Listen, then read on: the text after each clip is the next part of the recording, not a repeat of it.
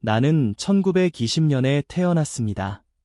올해로 105년을 살아왔습니다. 전쟁도 겪었고 굶주림도 겪었으며 믿었던 이에게 배신을 당한 적도 있습니다. 여러분은 상처받아 보신 적이 있습니까? 밤이 깊어갈수록 그 사람의 말 한마디가 귓가에 맴돌고 가슴이 조여오듯 답답해지던 그런 경험 말입니다. 나 역시 수없이 겪었습니다. 젊은 시절에 나는 상처를 받으면 곧바로 되갚아 주어야만 마음이 편해질 거라고 믿었습니다. 하지만 100년이 넘도록 살고 보니 분명히 말할 수 있습니다.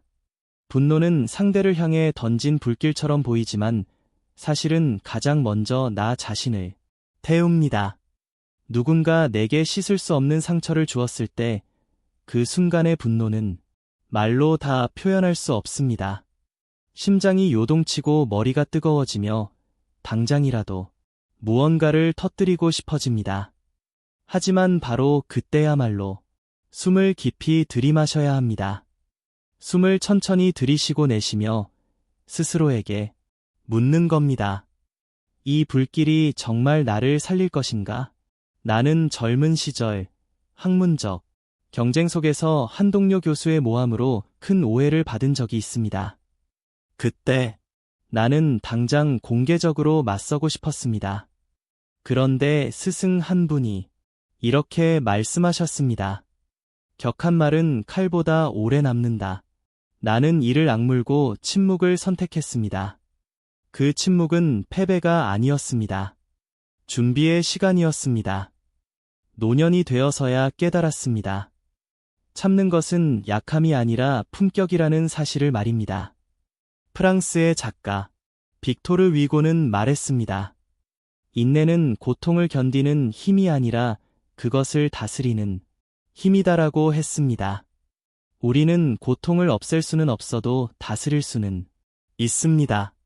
감정을 다스릴 줄 아는 사람은 이미 절반의 승리를 거둔 사람입니다. 분노에 휘둘리는 이는 상황의 노예가 되지만 분노를 바라볼 줄 아는 이는 상황의 주인이 됩니다. 요즘은 세상이 더욱 빠릅니다. 말 한마디, 댓글 하나로 순식간에 갈등이 번집니다. 특히 중년 이후의 삶에서는 체면과 자존심이 깊이 얽혀 있어 한 번의 모욕이 더욱 크게 느껴집니다. 그러나 통계에 따르면 만성적인 분노와 스트레스는 심혈관 질환의 위험을 높이고 수면 장애를 악화시키며 면역력까지 떨어뜨린다고 합니다. 복수는커녕 내 건강부터 잃게 되는 셈이지요. 내 삶의 황혼기에 들어선 사람들이 가장 지켜야 할 것은 자존심이 아니라 건강입니다. 건강을 잃으면 어떤 복수도 어떤 명예도 의미를 잃습니다. 젊은 날의 나는 복수를 되갚음이라고 생각했습니다. 그러나 노년의 나는 복수를 격을 높이는 일이라 정의합니다. 상대가 나를 무너뜨리려 했다면 나는 더 단단해지는 길을 택하는 것입니다. 나를 흔들었다면 나는 흔들리지 않는 사람이 되는 것입니다. 이것이야말로 가장 통쾌한 반전입니다. 상대는 나의 분노를 기대했을지 모르나 나는 침착함으로 응답합니다. 그 침착함은 상대를 향한 것이 아니라 나를 지키기 위한 방패입니다. 분노가 치밀어 오를 때 그것을 억지로 없애려 하지 마십시오. 대신 한 발 물러서서 바라보십시오. 아, 지금 내가 화가 났구나. 그렇게 인정하는 순간 감정은 이미 절반쯤 힘을 잃습니다. 젊은 시절 제자 한 명이 억울한 평가를 받고 격분하여 상사를 찾아가 소리를 지른 일이 있었습니다. 그는 순간은 통쾌했겠지만 그 뒤로 오랫동안 기회를 잃었습니다. 반면 또 다른 제자는 조용히 실력을 갈고 닦아 몇 년 뒤 같은 자리에서 인정받았습니다. 무엇이 더 큰 복수였을까요? 나는 후자를 선택하라고 말하고 싶습니다. 노여움을 다스리지 못하는 자는 결국 노여움의 종이 된다. 나는 이 말을 평생 가슴에 새기고 살았습니다. 105년을 살며 깨달은 가장 단순한 진리입니다. 복수를 제대로 하고 싶다면 먼저 냉정해지십시오. 인내는 시간을 벌어줍니다. 시간은 판단을 맑게 해줍니다. 맑은 판단은 결국 당신을 상대보다 높은 자리로 이끕니다. 여러분, 불길에 장작을 더하지 마십시오. 차라리 물을 끼얹으십시오. 그 물은 바로 여러분의 숨이고 인내이며 품격입니다. 복수의 첫걸음은 상대를 향한 발걸음이 아니라 내 마음을 향한 발걸음입니다. 나는 90이 넘어서야 비로소 한 가지 사실을 또렷이 깨달았습니다. 세상은 나를 흔들지 않았습니다. 내가 내 마음을 붙들지 못했을 뿐이었습니다. 한 걸음 물러선다는 것은 세상에서 도망치는 일이 아닙니다. 그것은 내 감정과 행동 사이에 의자 하나를 놓는 일입니다. 그 의자에 잠시 앉아 나 자신을 바라보는 일입니다. 젊은 시절 나는 억울한 비난을 들으면 당장 해명해야 한다고 믿었습니다. 침묵은 곧 패배라 생각했지요. 그러나 인생의 후반부에 이르러 보니 즉각적인 반응은 대부분 내 자존심을 위한 것이었고 긴 침묵은 내 인생을 위한 것이었습니다. 자존심은 순간을 지키지만 인생은 시간을 필요로 합니다. 원문의 말처럼 우리는 충동적으로 행동할 수 있습니다. 그러나 그럴수록 한 걸음 물러서야 합니다. 한 발짝 뒤로 물러서면 시야가 달라집니다. 가까이 붙어 있을 때는 상대의 표정과 말투만 보이지만 거리를 두면 그 사람의 처지와 의도, 그리고 나의 진짜 목적이 보이기 시작합니다. 분노의 불길도 멀리서 보면 거대한 화염이 아니라 잠깐 번쩍이는 불꽃에 불과하다는 것을 알게 됩니다. 나는 한 제자의 이야기를 잊지 못합니다. 그는 동료의 모함으로 중요한 프로젝트에서 제외되었습니다. 분노에 차서 당장 폭로하고 맞서 싸우겠다고 했습니다. 나는 그에게 물었습니다. 내가 정말 원하는 것은 복수냐? 아니면 내 인생의 성장이냐? 그는 며칠을 고민하더니 아무 말 없이 연구실로 돌아갔습니다. 3년 뒤 그는 더 큰 성과로 돌아왔고 그를 모함했던 사람은 스스로의 실력 부족으로 자리에서 내려왔습니다. 아무도 소리치지 않았지만 세상은 조용히 판단을 내렸습니다. 그 제자는 나중에 이렇게 말했습니다. 교수님, 그때 물러선 것이 제 인생 최고의 복수였습니다. 노년이 되면 우리는 많은 것을 잃습니다. 체력도, 기회도, 주변의 사람도 하나둘 줄어듭니다.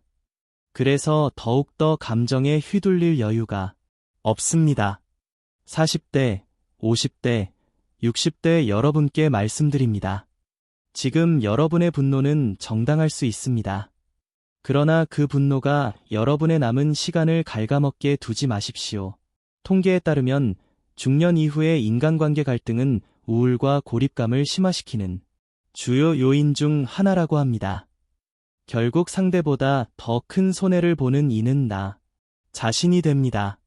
한 걸음 물러선다는 것은 회피가 아닙니다. 그것은 전략입니다. 감정과 행동 사이에 틈을 만드는 일입니다. 그 틈이 바로 지혜가 들어오는 공간입니다. 틈이 없으면 우리는 본능으로만 반응합니다. 그러나 틈이 생기면 우리는 선택할 수 있습니다.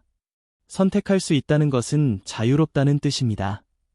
나는 자주 이런 말을 합니다. 젊은이는 감정으로 싸우고 너희는 방향으로 이긴다. 방향이란 무엇입니까? 내가 어디로 가고 싶은지 아는 것입니다. 상대를 무너뜨리는 것이 목적이라면 그 끝에는 또 다른 싸움이 기다립니다. 그러나 나를 지키고 성장시키는 것이 목적이라면 그 끝에는 평안이 기다립니다. 요즘은 말 한 마디가 기록으로 남는 시대입니다. 분노에 찬 메시지 하나, 감정적인 전화 한 통이 오랜 세월 쌓아온 평판을 무너뜨릴 수 있습니다. 특히 중장년의 삶에서는 평판이 곧 자산입니다. 한 번의 충동이 수십 년의 신뢰를 무너뜨릴 수 있다는 사실을 잊지 마십시오. 그러니 머리를 식히는 시간은 결코 낭비가 아닙니다. 그것은 나의 명예를 지키는 보험과도 같습니다. 스스로에게 솔직해지는 일도 중요합니다. 나는 왜 이토록 화가 나는가? 상대가 나를 모욕했기 때문인가? 아니면 내가 나 자신을 충분히 인정하지 못했기 때문인가? 이 질문은 아프지만 필요합니다. 노년에 가까워질수록 우리는 타인의 말보다 스스로의 해석에 더 큰 영향을 받습니다. 내가 나를 단단히 붙들고 있다면 웬만한 말은 나를 무너뜨리지 못합니다. 정직한 사람은 스스로를 다스립니다. 정직하지 못한 사람은 욕망에 끌려갑니다. 복수를 결심하기 전 먼저 자신에게 물으십시오. 이 행동이 10년 뒤에 나를 부끄럽게 하지는 않을까? 105년을 살아보니 대부분의 분노는 10년이 지나면 힘이 빠집니다. 그러나 그때의 경솔한 행동은 오래도록 남았습니다. 그러니 잠시 멈추십시오. 물러서십시오. 복수를 잠시 접어두고 자신의 삶에서 기쁨을 주는 일에 집중하십시오. 취미를 찾고 몸을 움직이고 책을 읽고 사람을 만나십시오. 분노는 좁은 방 안에서 커지지만 삶은 넓은 들판에서 자랍니다. 당신이 들판으로 나가는 순간 그 방 안의 불길은 자연히 작아질 것입니다. 한 걸음 물러난 사람만이 전체를 볼 수 있습니다. 전체를 보는 사람만이 올바른 선택을 할 수 있습니다. 그리고 올바른 선택을 한 사람만이 결국 가장 통쾌한 복수를 완성하게 됩니다. 나는 평생 강단에 있었습니다. 수많은 제자와 동료를 만나고 수많은 인간관계를 지켜보았습니다. 그 긴 세월 속에서 내가 얻은 가장 값진 깨달음은 이것입니다. 지식은 사람을 빛나게 하지만 예의는 사람을 오래가게 합니다. 아무리 똑똑해도 태도가 거칠면 결국 스스로 무너집니다.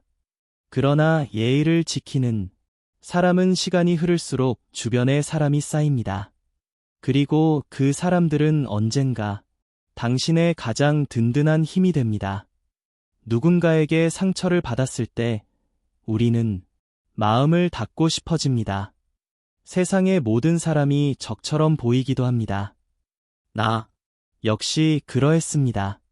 젊은 시절 가까이 지내던 동료가 나의 연구 성과를 가로채려 했던 일이 있었습니다. 그 일 이후로 나는 한동안 사람을 믿지 못했습니다. 인사도 건성으로 하고 말투도 날카로워졌습니다. 그런데 이상한 일이 벌어졌습니다. 나를 도와줄 수 있었던 사람들마저 하나둘 멀어지기 시작한 것입니다. 그때 나는 깨달았습니다. 한 사람의 잘못 때문에 모든 사람에게 벽을 세우는 것은 결국 나 자신을 고립시키는 일이라는 것을 말입니다. 원문에서 말하듯 세상에서 가장 훌륭한 지혜는 예의와 바른 태도입니다. 책에서 배운 지식이 아무리 많아도 태도가 무너지면 그 지식은 칼이 됩니다. 반대로 예의는 방패가 됩니다.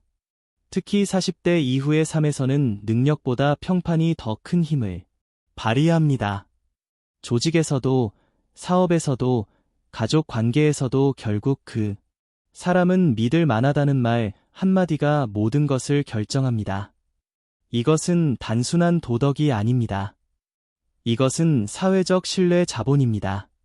나는 한 번은 승진 심사위원으로 참여한 적이 있습니다.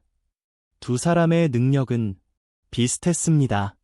그러나 한 사람은 늘 주변을 배려했고 어려운 일을 도맡았으며 후배를 존중했습니다. 다른 한 사람은 뛰어났지만 교만했고 아랫사람을 무시하는 태도가 있었습니다. 결국 선택은 전자였습니다. 그 결정은 단지 그날의 승진이 아니라 조직 전체의 방향을 정하는 일이었습니다. 예의는 거칠애가 아닙니다. 그것은 사람의 본질을 보여주는 창입니다. 노년에 이르러 나는 이런 생각을 자주 합니다. 사람은 늙어도 품격은 늙지 않는다. 오히려 나이가 들수록 품격은 더 또렷해집니다.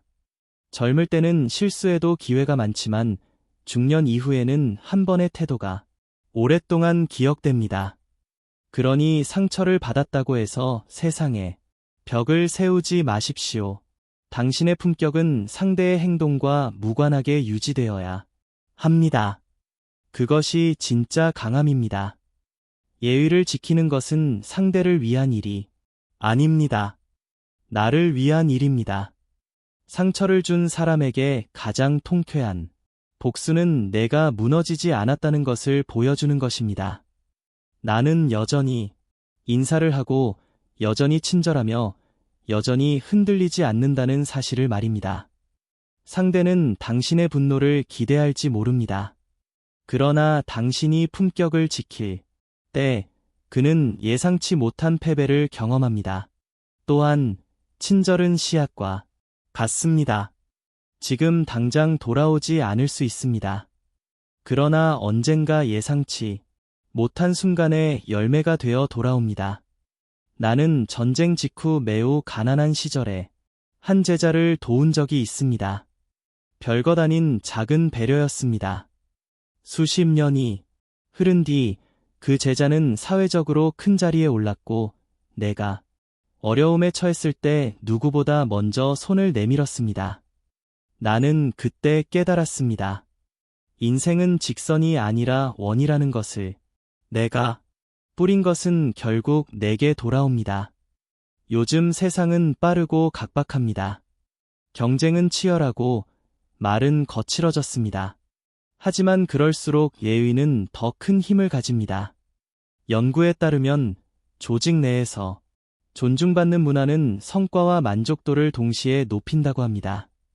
이는 개인의 삶에서도 마찬가지입니다.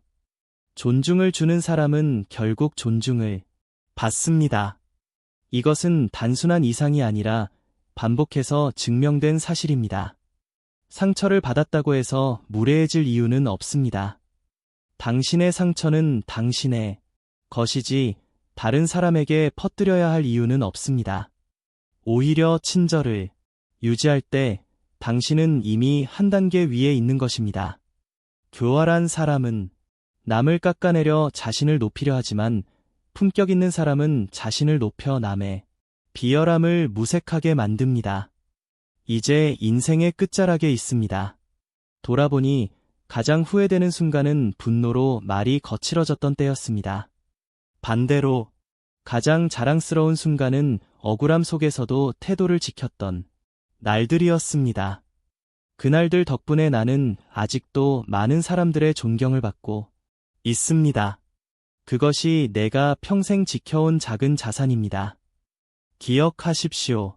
복수의 칼을 갈지 마십시오. 대신 품격을 다듬으십시오.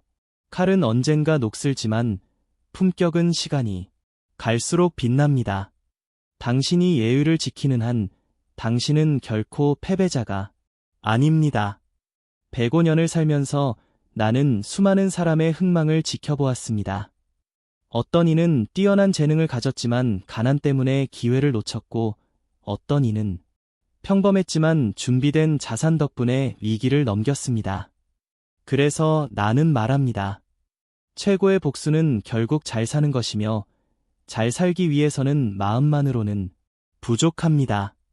현실을 지탱해줄 기반이 필요합니다. 그 기반 중 하나가 바로 재산입니다. 젊은 날에 나는 돈을 경시한 적이 있습니다. 학문과 명예가 더 고귀하다고 믿었습니다.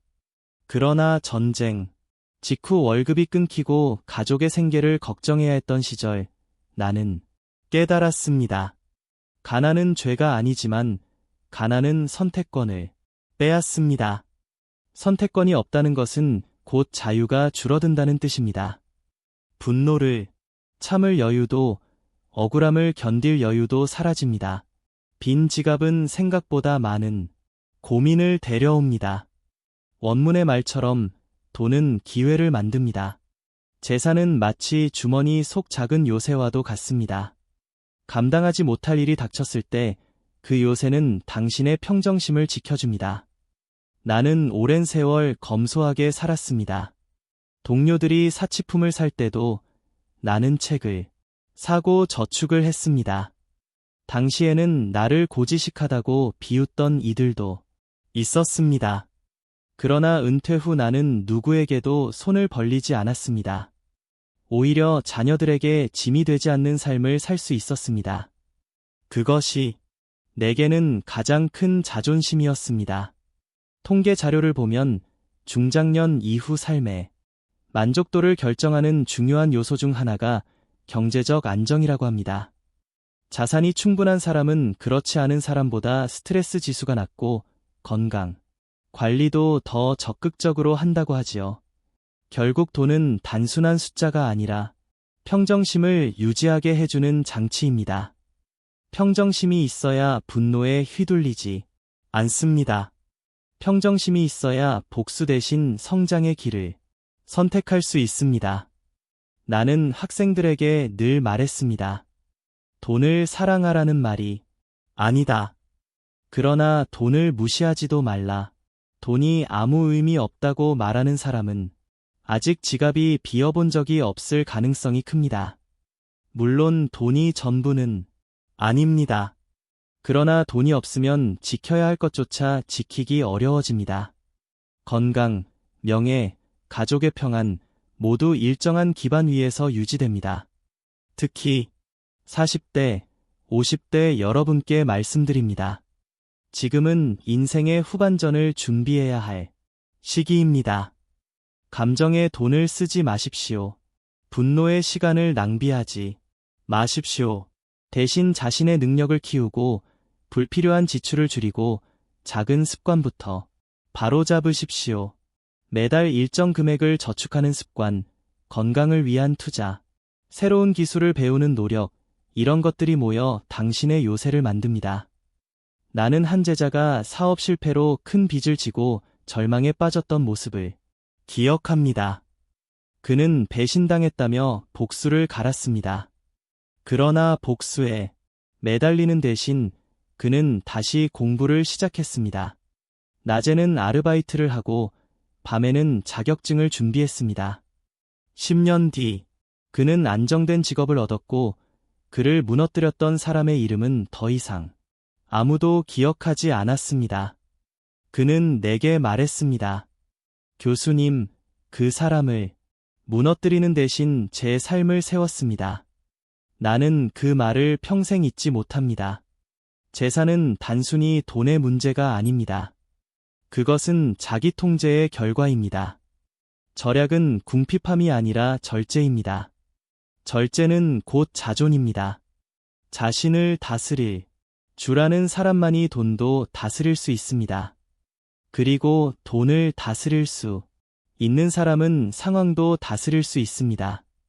노년의 나는 이렇게 생각합니다.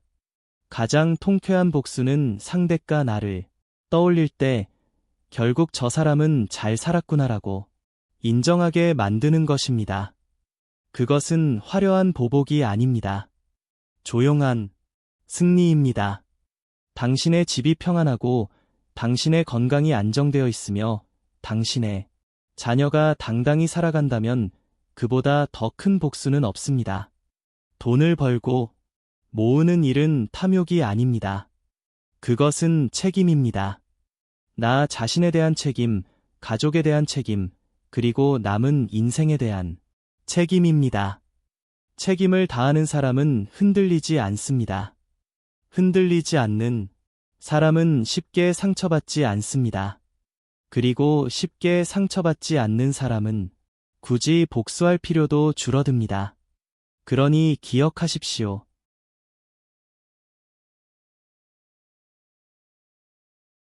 분노 대신 준비를 선택하십시오.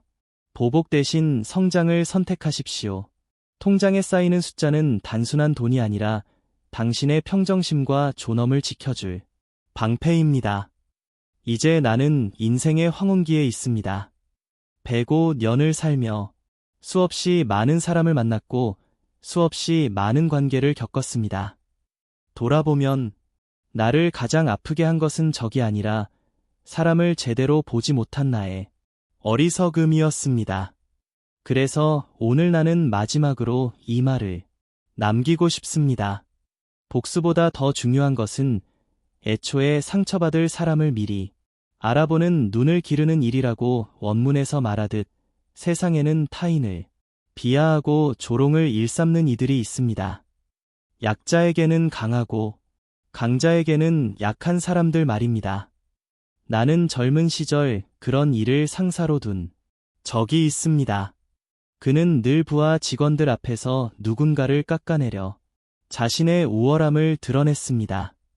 처음에는 그저 성격이 거친 사람이라 생각했습니다. 그러나 시간이 흐르자 알게 되었습니다.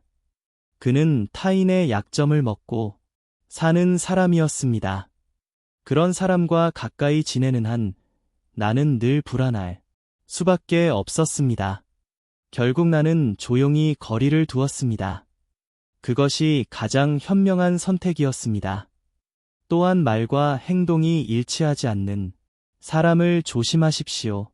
100년을 살며 깨달은 사실 하나는 사람의 본질은 말이 아니라 반복되는 행동에서 드러난다는 것입니다.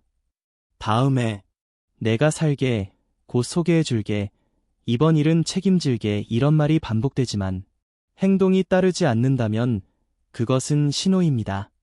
특히 중장년의 삶에서는 투자, 인맥, 사업 제안 등으로 접근하는 이들이 많습니다.